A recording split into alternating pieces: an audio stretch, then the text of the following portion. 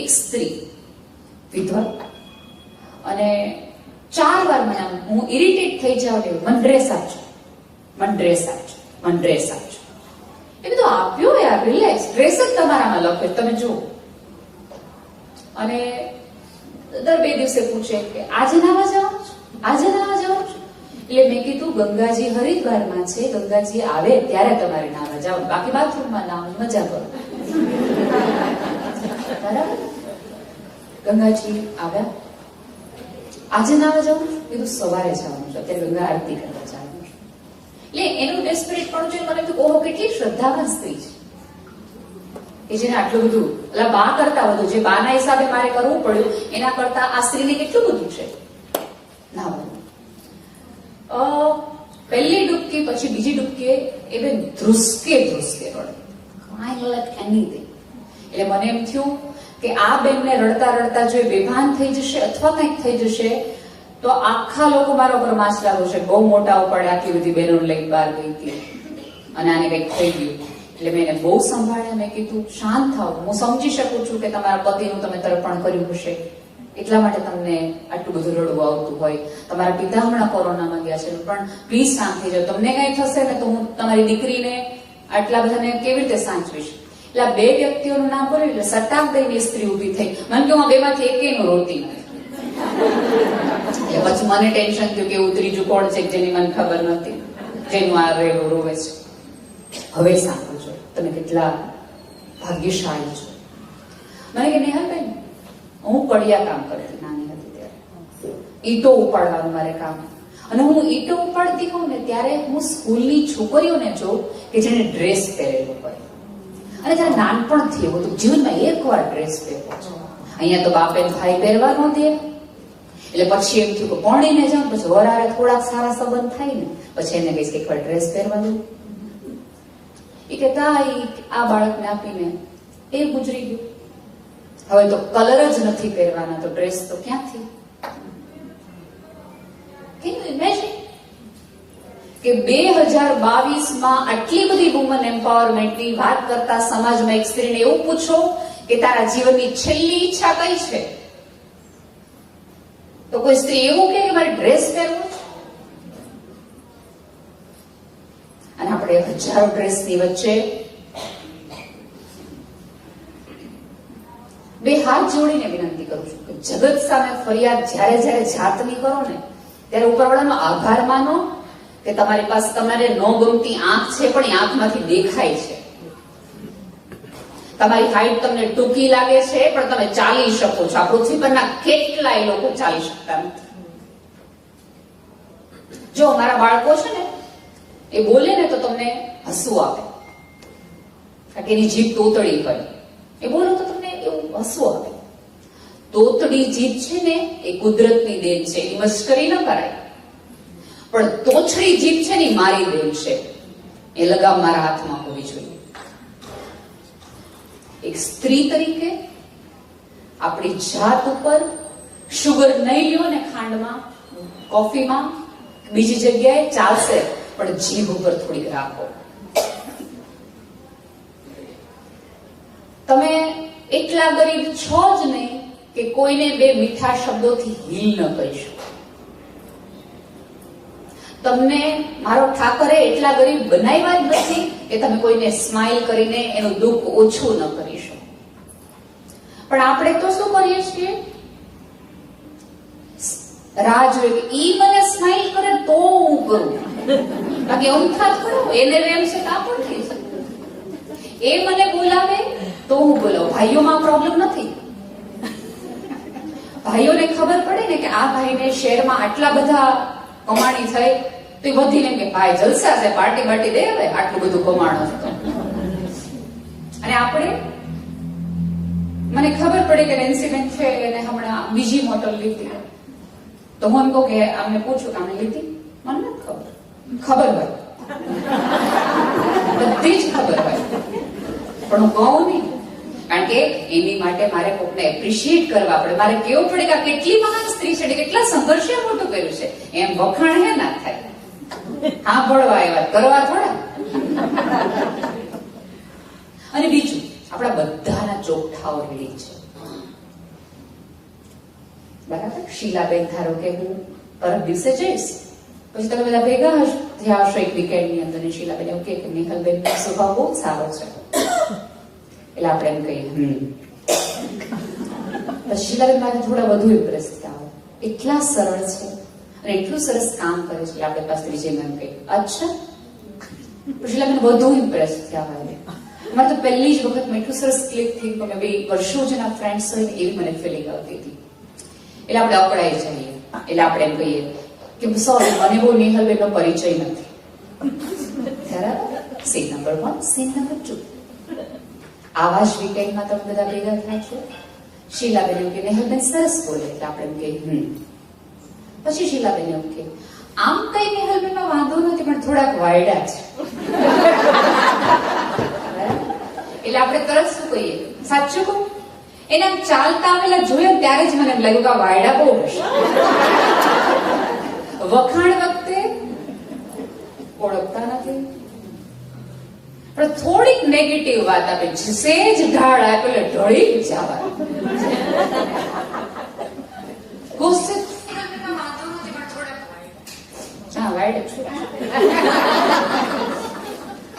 ખબર નહીં આ નિંદા રસમાં એવો કયો રસ છે કે જગતના તમામ જ્યુસને બાજુ પર મૂકીને આ તો લેવો છે. સાહેબ, સ્ત્રીઓ ભેગી થાય ને તો ઘર બને. તમને ખબર છે પહેલાના જમાનામાં એક સાસુ એક ગોદડામાં 4 સ્ત્રીઓ રાખતી. આ ખૂણો તું કર, આ ખૂણો હું કરું, આ ખૂણો. ભારતમાં ગુજરાત તો બાંધણી વખણાય છે. બાંધણી બનાવવાની ટેકનિક જોઈ છે? ઝીણું ઝીણું ઝીણું જેને ભૂલ છે, ઝીણા ઝીણા જે ગાંઠા છે એને બાંધવાનું, બધાએ સાથે મળીને બાંધવાનું, બંધાયેલા રહેવાનું, જોડાયેલા રહેવાનું અને જગતને નવી ભાત આપવાની. ઈ સ્ત્રી. તમે એવું માનતા હોય કે જગતથી છૂટા પડી, બધાથી છૂટા પડીને આપણે કંઈક કશુંક મહાન કરી શકશું, તેવું નહીં બને. જેટલું એકબીજાની સાથે, એકબીજાની પાસે. આ દોર છે તો ડિપ્રેશનનો દોર છે. ડિપ્રેશન એટલા માટે આવે છે કે આપણે એકબીજાની સામે જોઈએ છીએ, એકબીજાની સાથે ઉભા નથી રહેતા, એકબીજાનો ખભો નથી દાબડતા. તમે છેલ્લે ક્યારે સેલ્ફી વગર એકચ્યુઅલી હસા હશો? રીલ બનાવવા સિવાય આપણે છેલ્લે ક્યારે ડાન્સ કર્યો? આ જગતમાં તમામે તમામ વસ્તુ જેવી છે એવી દેખાય છે. માણસ એક જ એવો છે જેવો છે એવો દેખાતો નથી. મને બધા જ એવું પૂછે કે અઘરું ન પડે આવા બાળકો સાથે કામ કરવાનું? એવરીવન આસ્ક કે અઘરું ન પડે આવા બાળકો સાથે કામ કરવાનું? એનો બહુ સભાનતાથી કહું કે સાવ સાચું કહું, મારા બાળકો સાથે કામ કરવાનું જરાય અઘરું નથી, કારણ કે જેવા છે એવા દેખાય તો છે. આપણા દરેક પાસે સામેવાળો માણસ જેવો છે એ પ્રમાણેનું વિઝિટિંગ કાર્ડ છે, એ પ્રમાણેની સ્માઇલ છે. આપણને એમ લાગે કે આ માણસની મારે ક્યારે જરૂર જ નથી પડવાની, તો આપણે સ્માઇલમાંથી છીએ એઝ ઇફ આપણે ઓળખતા જ નથી. સ્ત્રીઓ પીડા સહન કરીને પણ પોતાની જાતને આનંદિત રાખવા માટે જાણીતું છે. ગમે એવા પગ દુખે, ગોઠલા ચડી જાય તોય આપણે પોઈન્ટેડ હીલ કરીએ, જસ્ટ બીકોઝ આપણે સરસ લાગે. સારી વાત છે, સારી વાત છે. આટલી બધી પીડા, આટલું બધું એડજસ્ટમેન્ટ કરીને જો આપણને આનંદ આવતો હોય તો એ કરી લે. પણ આ બધું કર્યા પછી નો આવતો હોય ને તો જાતને પૂછી લેવું.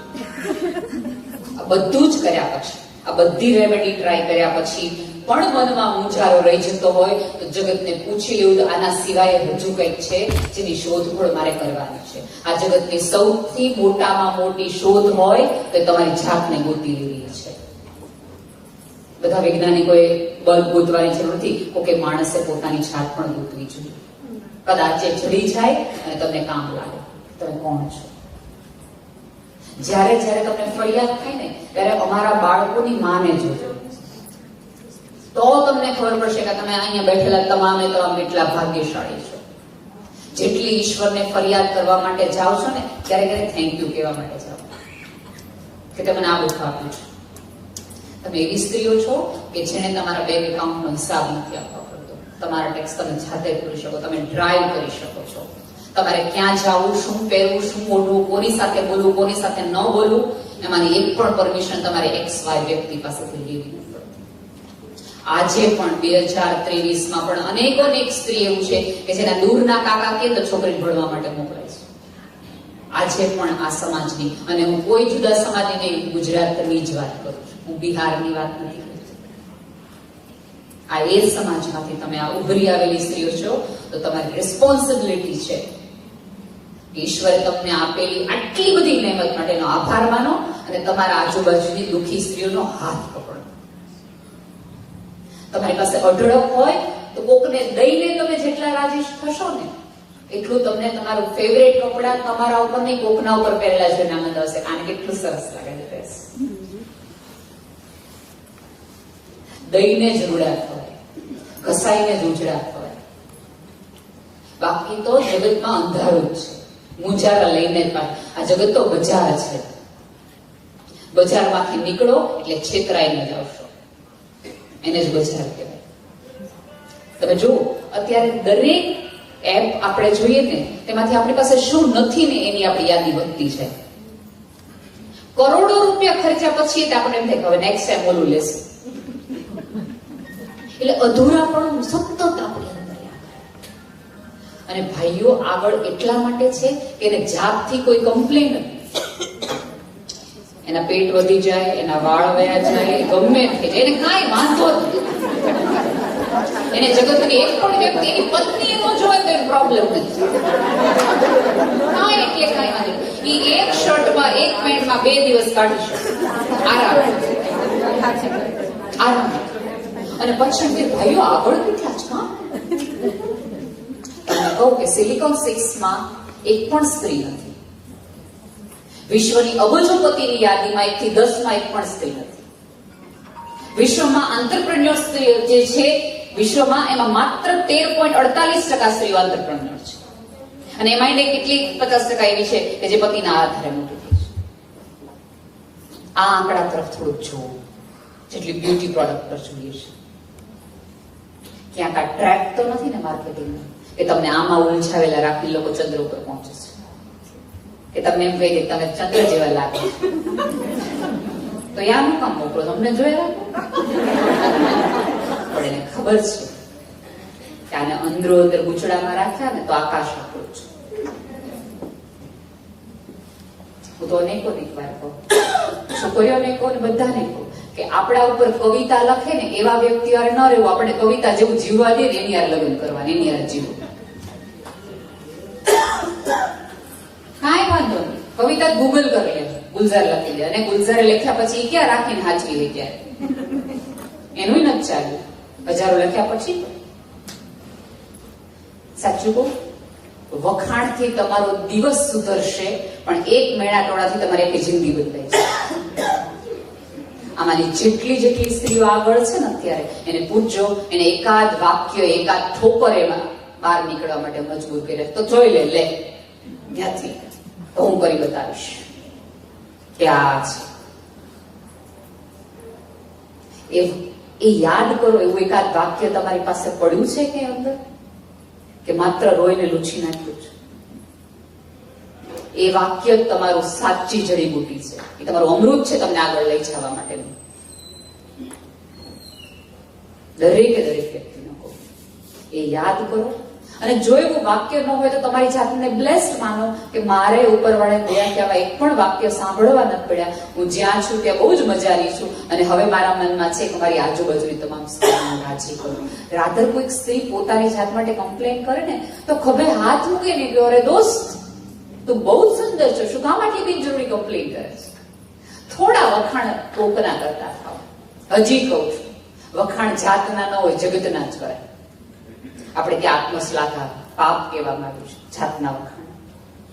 આપણે એનો અર્થ એ નથી કે તમે તમારી જાતને એપ્રિશિએટ તમે તો કરો જ. તમારે તો તમને રોજ કહીને નીકળવાનું કે તું સુંદર છો, મજાની છો, તારા જેવું કોઈ નથી અને તારા કરેલા દરેક વાતો પર મને ગર્વ છે, તું આમાંથી બહાર નીકળી ગઈ.